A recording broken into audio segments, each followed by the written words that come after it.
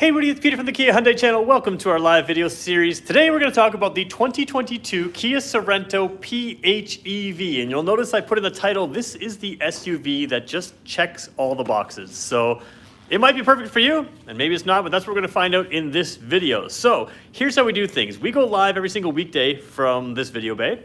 And if you are just here and you're not live with us and you just want to go to the content of what we're talking about for this vehicle today, you can skip ahead to the 3-minute mark. If you are live with us, then you're stuck with me. But if you want to stick around for a second, I'll show you how to join us live. We'll talk about some news and some notes, and we'll go from there. So here's how to join us live. But before we do that, I've got something up on the board right there. I don't know if you can see it there. Let's just check it in. Right now, we have 49,944 subscribers. I am hoping to wake up tomorrow morning to 50,000 subscribers. So I want to thank everyone who's joined us. I usually, oh, look at it, went down. We actually lost a subscriber, I think, right? I don't know, or did we go up? I didn't see it. Anyways, this is a live updating thing, and I never beg for subscribers. I just basically say, here's the car. If you want to know more about it, subscribe. And you guys have done that for like close to 7 years now, 6.5 years, and I appreciate that. So I want to point that out. But we're going to probably hit 50,000 by tomorrow, and that'd be cool. So if we want for fun, like I said, you can just watch. We'll keep it up on the screen today, and we'll see if we can get closer to, obviously, a lot of our live video subscribers. Oh, we're going the wrong way. I'm losing subscribers. This is a bad idea. Anyways, we'll have some fun. I'm going to wake up tomorrow morning, and we're going to have new subscribers. Anyways, if you want to join us live, let's show you how to do that. All right. To join us live, you go right over here. And if you are on our YouTube page, you'll see that we have this standard video right here. If you refresh the page at exactly 2 o'clock Eastern time, we're just about a minute late today, you will see that our live video takes over the page. We're going to click into that. As we click into that, you're going to have to watch an ad, and I'm going to run a quick little ad for the 3 dealers that support us. They are, let me just skip this ad, Brantford Kia, Brantford Hyundai, and Owen Sound Hyundai. Those are 3 dealers that support this channel. If you're looking for a dealership that will treat you like family, that's what we do here. So you can reach out to me. There'll be a link in the description after this video. I will connect you with our team. It doesn't matter where you are in Ontario. We can be your local team. So yeah, there's that.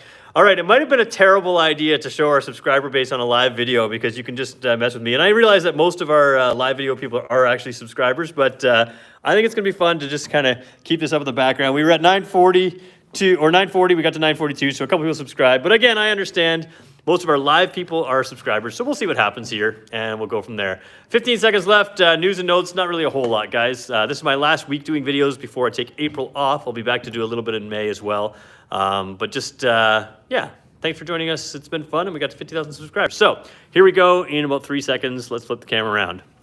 All right, 2022 Kia Sorento PHEV. When I talk about this checking all the boxes, it really is kind of the perfect SUV for a lot of people. When they look for an SUV, you usually want a little bit of space. You want all-wheel drive. You want good efficiency these days, and that's where this one really excels. And you want something that's not too crazy expensive. And to be very blunt, although PHEVs are not the cheapest vehicles out there, the $2,500 government rebate has been renewed, so you will have a $2,500 government rebate on this car, and we can't keep these vehicles in stock.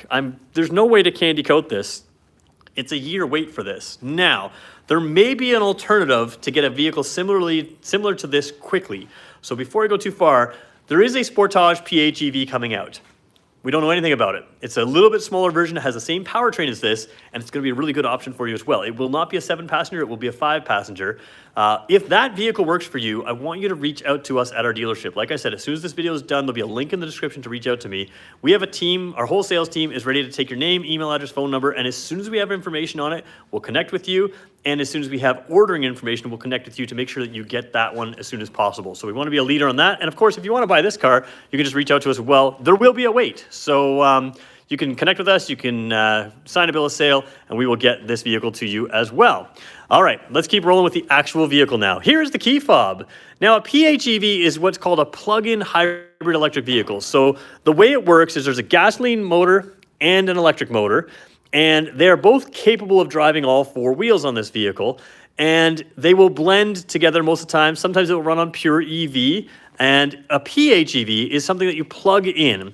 Once you plug it in, you're going to get about 51 or so kilometers of pure electric range in most driving conditions. There are times where it will still turn on the gasoline engine, and we can talk about that in a later video or even later in this video as to why. But the idea is This becomes a kind of electric car around town, even on highway speeds, but for shorter trips. And you can charge it from your house. It's very simple to do. And if you want to go on a longer trip, there's no compromise. You just stop and get gas and off you go. So it kind of makes a lot of sense. I've driven this car as little as 2 and 3 liters per 100 kilometers, which is kind of nuts for a 7-passenger SUV. It's rated for a little higher than that, but yeah, it's just kind of crazy what you can get. Even if you run out of pure electric charge, you're still going to get around those low 7 liters per 100 kilometers, which is, you know, pretty much economy car territory for a vehicle of this size. So it's a pretty good deal. But one thing you never used to have on hybrid vehicles was remote start. They used to say, oh, eco-friendly people buy these things and they don't want to be idling their vehicles. Well, we are all eco-friendly, but we also like to have warm bums. And when we want to remote start that, you can warm up this car and get it ready in the winter, which is kind of nice. So there's the remote start on the key fob, and then you also have your pop the trunk for a power tailgate and unlock, lock, and of course the horn. We're going to go through this car in pretty good detail now. So let's dive right into the driver's seat. Overall, this is an EX Plus model. Again, there are EX, EX Plus, and SX models of the PHEV. There's also hybrid versions where you don't have to plug them in, but they can still get you that really good fuel efficiency. Here you have powered seats and very comfortable seats. The Sorento seats are a little bit larger than some of other vehicles, and they just fit a large variety of people, and that makes it handy. Jumping in here, because it is the EX Plus version, you still have a analog gauges here, whereas you could go with a full digital dash if you went with the SX. And you have a little bit of differences in here. So let me just turn the climate system off for a second. There we go. One of the differences is this little gauge over here. Instead of having a tachometer, which doesn't always show you an accurate picture of what's going on. So a tachometer revs with the engine. On occasion, PHEV, the idea being the electric motors can push you even if the gasoline engine is off, or if the gasoline engine is oh, Mr. Hart is on. Oh, we're going to have to hang up on Mr. Hart's phone calls. This is the best. My boss's phone is paired to this vehicle right now, so we might be able to listen to his phone calls, and maybe he'll talk about me. So we'll find out. Hopefully they don't call back. I'm going to keep hanging up on whoever calls in.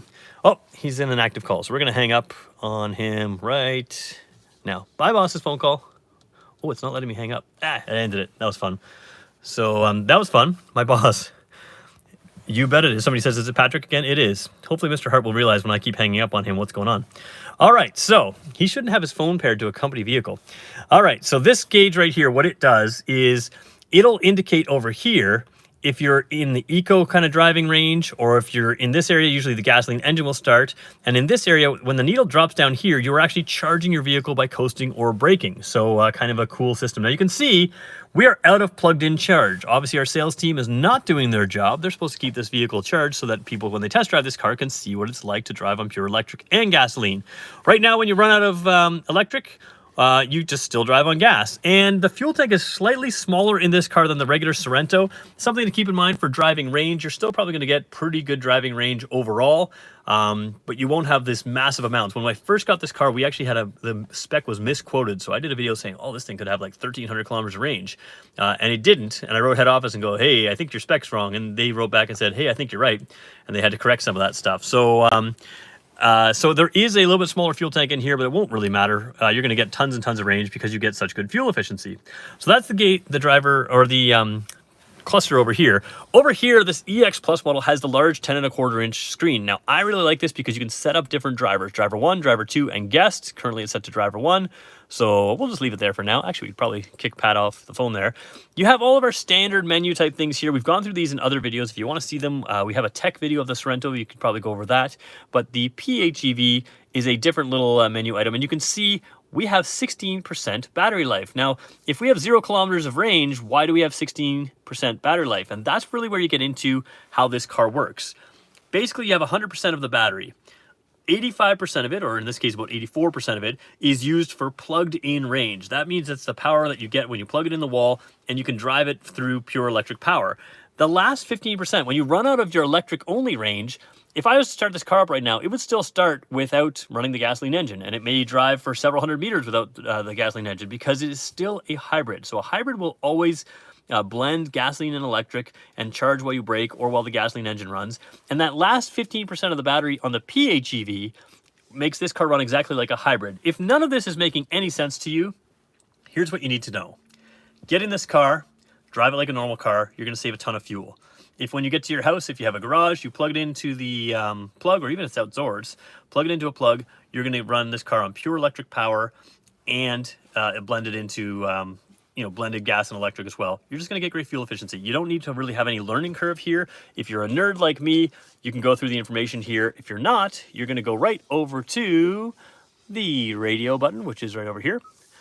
And you're just going to listen to your radio. And if you want, you're going to pull up your navigation and just drive it like a regular everyday car. So that's your options here. Make it a regular everyday car and save a ton of fuel. Now, down here, let's say you are hanging out with someone who is much, much hotter than you. Well, you can make them just as cool as you by setting out your temperatures here and lowering the temperature there, which is kind of a nice thing to have. But maybe they're too cool for you and you want to make them a little hotter. Well, you can use the rump roaster over here. If you have the higher model, you have seat ventilation as well. So seat heaters, seat ventilation on the SX model, and of course dual zone temperature control. It's actually sort of a tri-zone temperature control. The rear air conditioning can be turned on. So you have the vents in the back to direct a little extra air conditioning back there as well. Nice proper knobs to move these things if you don't like all the touchscreen stuff, proper buttons, and then some of this is touchscreen. On the hybrid, you're going to see a driver-only mode. Driver-only mode allows you to cut all the air out if you're driving alone and the vehicle's already up to temperature. What this allows you to do is just save some of that electric range, just eke out a little bit extra electric range by setting the vents only to the driver's seating position. And like I said, once the car's up to temperature, that works quite well, and it is something that I recommend. So let's turn that off for now so we don't have any noise or anything like that. I will point out the ambient lighting here. I don't know if you can see it. Let me just see if I can zoom in here. You can see a little bit of blue through there. I don't know, it might be too bright there. Maybe we can go over here and try it over this side. I'm zoomed in, so apologize for the poor camera work. See a little bit of blue there? Let's just play with it a little bit here. It's hard to play with. Let me go back to the screen. I'll show you what I'm trying to do. There is ambient lighting in this car, and it looks super cool, but it's a little bit bright out today. So we're going to try to, we'll just play with it really quickly for a second, see if we can make it a little bit different here. Lights, ambient lighting. Maybe we can brighten it up a little bit. Brightness, let's go to brightness is full. It is. Okay, so let's just choose a color that's a little bit more peaceful forest is what the color is now, but we don't want a peaceful forest. No, we want something much easier to see. So let's go to a bright red or something like that. There we go. Now we can see that there is some ambient lighting over there. Again, the camera's kind of adjusting for it a little bit there. You can see it's underneath there as well. There's a whole bunch of ambient lighting in this car, which makes it look pretty cool at night, and I'm a big fan. While we're talking about lights, let's look above me here. Lots of light through the sunroof. You can close this off completely and make it look like there's no sunroof with the electrically closing front panel. So it covers the entire thing, and you can see it's taken a while to get here, and that's because it is a massive panoramic roof. So once this is closed, if it's in the winter, guy like me who has a pretty temperature sensitive scalp, you could keep it a little warmer like that, but I prefer to let the light in. And then if you want to open it up, you can do that as well. It's going to open the vent fully, or the cover fully, and then vent it up and then pop it back. It doesn't open as far as some people think it should, and the reason for that is aerodynamics. It will get very buffety in here if it goes further than that, but you can see that is still a massive opening for a sunroof. So kind of a big fan of that. And again, while we're still talking about lights, let's show these cool little ones right here. Just touch those glass or the rim there, and that turns on and off. And speaking of lights, my nemesis, the outside light, just turned off. All right, so we'll show you down here a couple more things. If you get this vehicle here, you have a wireless phone charging pad down here, which you can't see because the lights turned off in the room. So there you go, wireless phone charging pad down there. USB, USB, and USB. So no 12-volt port on this front dash. You can cover things up there. This obviously needs to be wiped down. A lot of people have been touching and driving this car. But yeah, also the wireless phone charging pad. And of course, you can keep your stuff in there. We mentioned the heated seats. And then if you get the PHEV or the hybrid model, you have this dial style shifter. Now I know a lot of you are going to like the lever style shifter. I'm going to be honest with you, this is better. It is more space here to have things, the dash is more open, and it's just what we're using in all of our hybrid and PHEV. I've actually come to prefer this. My electric car has this, my other vehicle does not, and there is more space here, and sometimes that can be convenient just for even using cup holders and stuff like that. So I know a lot of people are going to think, oh, I don't really want that. I think you will. I think you'll like it. Coming down here, if you get the normal Sorento, you're going to have a model over here that has a normal Sport and Smart, not so much the Eco. I always advocate Smart because Smart's going to put an Eco anyways, but if you're kind of driving and the Smart mode is not setting it back to Eco, maybe it's keeping in sort of a normal mode or a Sport mode when you pass, you can force it into Eco here, which will allow you to, if you're driving efficiently, get the best efficiency anyways. Smart mode is probably the best for drivability, and of course that Sport mode adds a little bit of fun. Now, if you're Americans, you're about to get jealous. You press this button in the States and you have a locking differential. We press this button and we have a snow mode, which you guys also have. But we also have a mud and a sand mode, and the mud mode especially, will lock that center differential as well. It's just a more advanced mode to deal with more advanced driving conditions. I do have a video of me driving this vehicle in the snow, explaining some of these modes, explaining how everything works.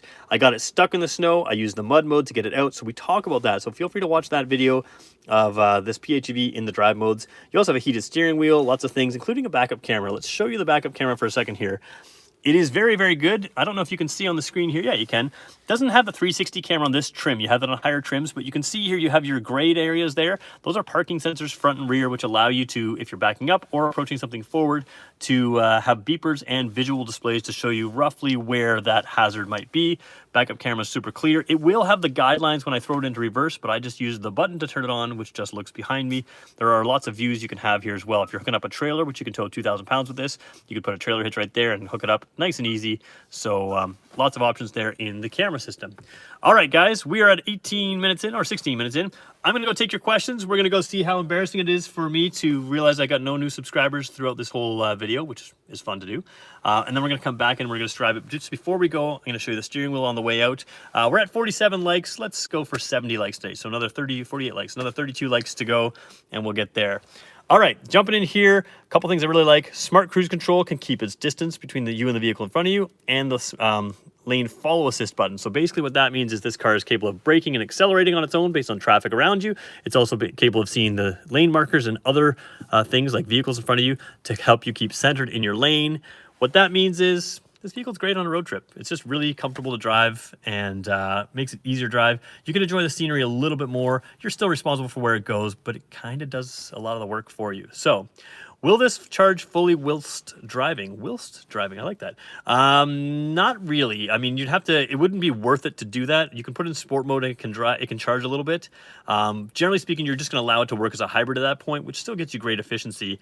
The extra 51 kilometers of electric range, you don't have to use those right away. So you can set it up in a mode where you charge, let's say you charge here, and maybe you're heading somewhere else where you want to go camping or something like that. You want to save the range to drive around the campground. You can set it in a mode where it drives as a hybrid until it gets there, and then you can use that electric range later. So that's the best way to do that. So somebody says something in Manitoba at -40, laugh out loud. Okay, we're going to go see what that comment's all about.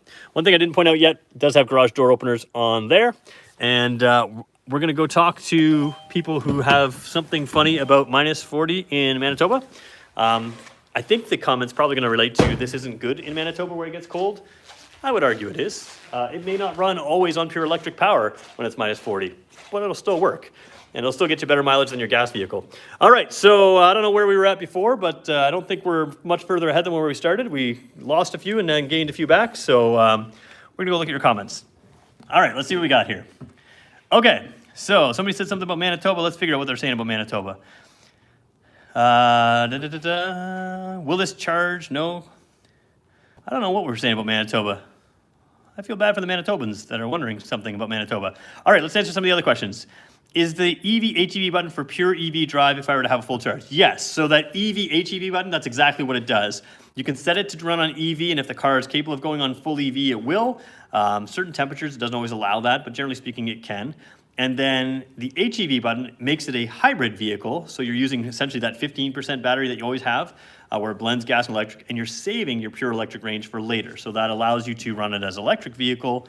You know, you could drive from here to Toronto on hybrid and then drive around all through Toronto in electric. He said it will fully charge while driving, even -40 weather. So he was, oh, all right. So we're an ad to help me sell. Perfect. So yes, Manitoba totally works. It keeps a full charge while driving in the cold. There we go. Now I know where we're headed. Usually I face criticism because people tell me that it's too cold for these vehicles to work. And the reality is electric vehicles are selling all over Norway. More than half of new vehicles sold in Norway are electric vehicles. They work in all temperatures. They just work a little different in the colder temperatures. Okay. Somebody says, wonder if Kia is still producing allotments for 2022 for hybrids and EVs. Just found out that 2022 Hyundai EVs and hybrids are sold out for 2022. There is a chance that, and I think with this vehicle, it's probably a good example. This vehicle, if you were to order it today, is likely going to come as a 2023 model, and that's what's going on. So yeah, there is some, like I said, this is a year away. There's no way to candy coat that. That's how long it's taking for some of these. Do you only deal with local customers or people in other provinces as well? It generally makes the most sense for us to only deal in Ontario with new vehicles. We've talked about other stuff, but it doesn't make sense right now. Winnipeg is colder than cities in Norway. Sure, and these cars work great in Winnipeg, so I'm cool with that. I don't know, I've never been to Norway. I've been to Winnipeg, though. Lots of mosquitoes in the summer. All right, let's keep rolling through and get some questions here.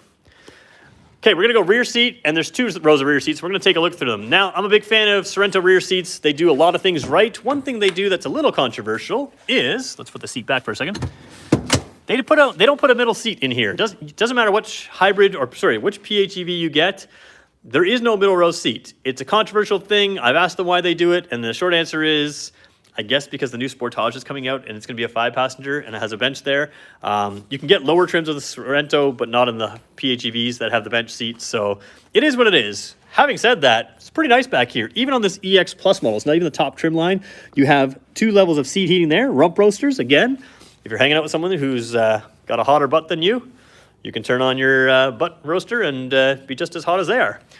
I'm having fun with that today. All right, and then you have your little shades up here, so if you need a little privacy in the back seat for whatever you're doing with someone who has a hot bum with you, you can do that. Then you've got pockets down here, not just a pocket on the driver's side, pocket on the passenger side as well, and it's a double pocket here. So you've got the netting pocket there, and then you've got vents back here. You've got every type of port you could want. So you've got the 12-volt port that you don't have in the front. There is one there. You've got a 115-volt plug, a regular plug right there. And then you've got a USB as well. You also have USB plugs in both of the seats here. So left side, right side, the pocket's there again. And again, that shade is already up because who knows what goes on a test drive around here. All right. Over your head here, again, good headroom in the sunroof. And of course, these seats recline. They can be very, very comfortable for whatever's going on back here. All right, where it's gonna be a little bit tighter is in the back seat. So what we're gonna do is, we're gonna put this seat up, and I'm gonna show you here. Oops, I wanna flip it around to me, excuse me, sorry about that, guys. If you look here, the PHEV does have a slightly higher floor than the regular gas model. That's something to keep aware of. I'm still comfortable here, but your legs do have a little bit less from here to the floor. The floor is higher in this vehicle than it will be in a gas vehicle. So if you get in with a salesperson, they said, oh no, the PHEV is exactly like this, then they don't know their products because there is slightly higher floor in here. So what I'm gonna do is move this seat just a little bit forward because I think I'm gonna try to get in the 3rd row. So again, I still have tons of space here, 6-footer here, I'm a 6-footer here, I'm very comfortable, and we're gonna jump in the rear seat in a second when we get there. All right, flip the camera around.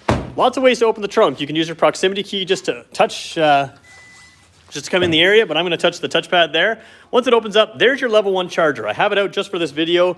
If you just want to charge this car at your house and you don't want to have any extra fancy charger or anything like that, this just plugs in the wall socket. It's going to take like 10 hours or so to charge this vehicle from a regular wall socket, but it's an overnight charge and it works pretty well for you. If you want to speed up that charge significantly, you can get a wall charger, a level 2 charger that can really increase that speed as well.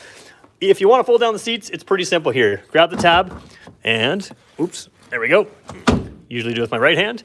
You can fold the seats down, and then we got room for a teddy bear back here. You've also got your air conditioning vents right there. We talked about the rear air conditioning. You can control the rear air control from here. If you want to fold the middle row seats down, you press those buttons there, and there's a 12-volt port here as well. Let's see how big this is with my teddy bear test. If you want to compare this to other vehicles, that's why I use a teddy bear.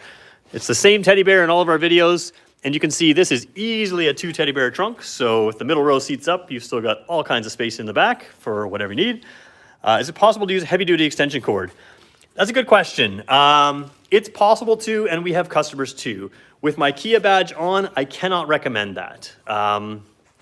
That's the short answer. I know people who do. I know an employee here who does use his level 1 charger with an extension cord every single day, but I can't recommend that. That's the short answer there, so I'll let you guys figure out what you want to do, but that's kind of how we have to answer. All right, one thing I do like about this, it used to be that if you just shut the trunk here and you had the key in your pocket, you can come around here and you had to lock the door by pressing the button. If you never took the key out of your pocket or your purse, now they have an extra button up there, so you can press this button. It also closes the trunk, but then locks the entire vehicle. So I really like that. I don't want to lock the vehicle right now, I'll do that.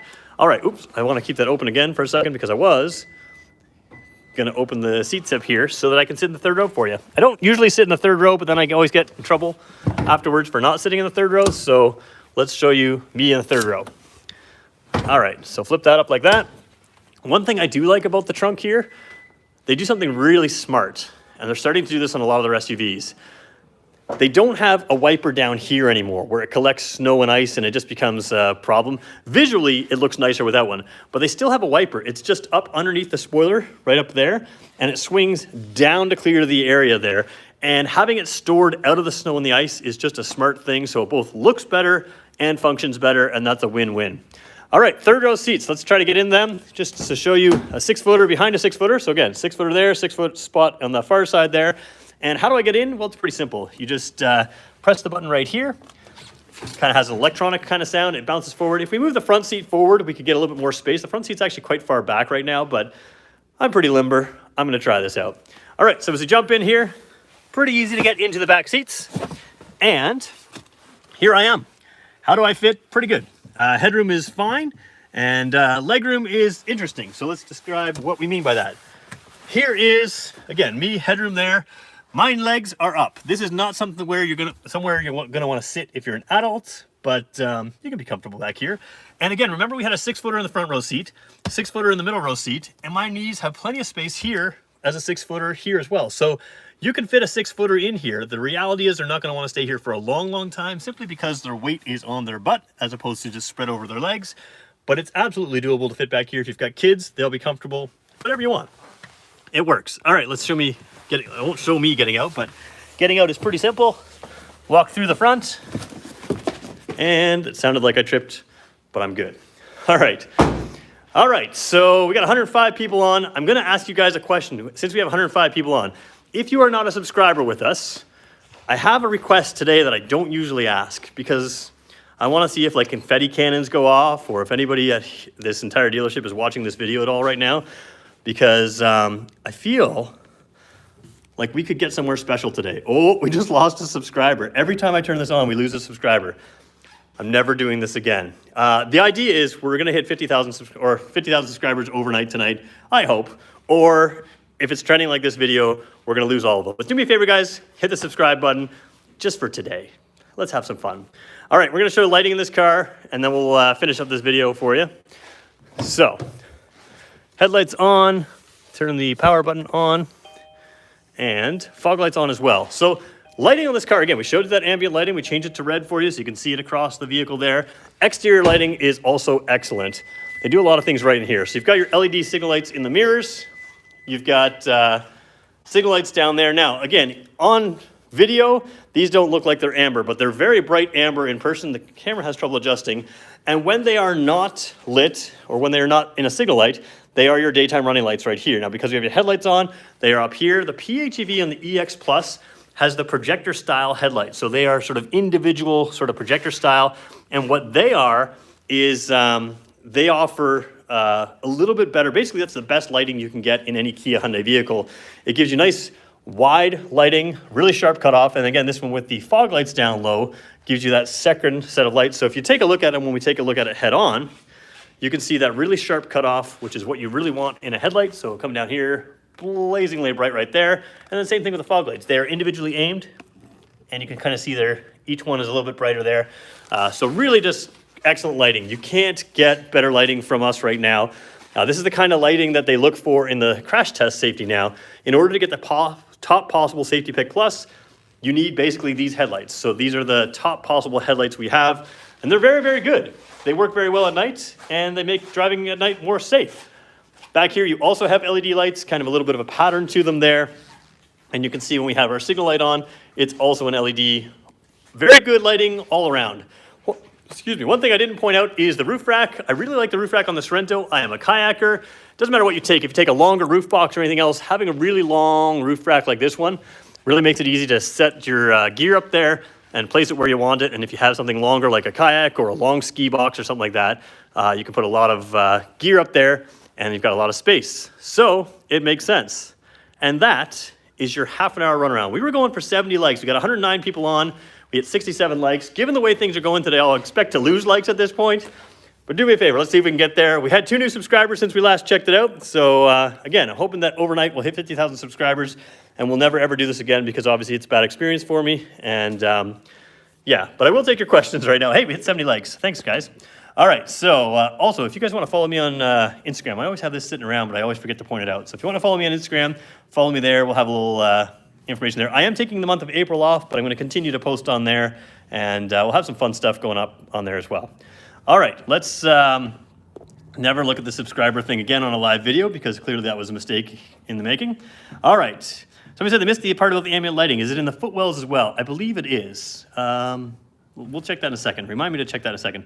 Is heads-up display optional in the Kia Sportage? No, it is not. Not in the cars that I've seen, at least not in Canada here. Oops, I can't scroll here. There we go. What have we got? Just looking for questions here.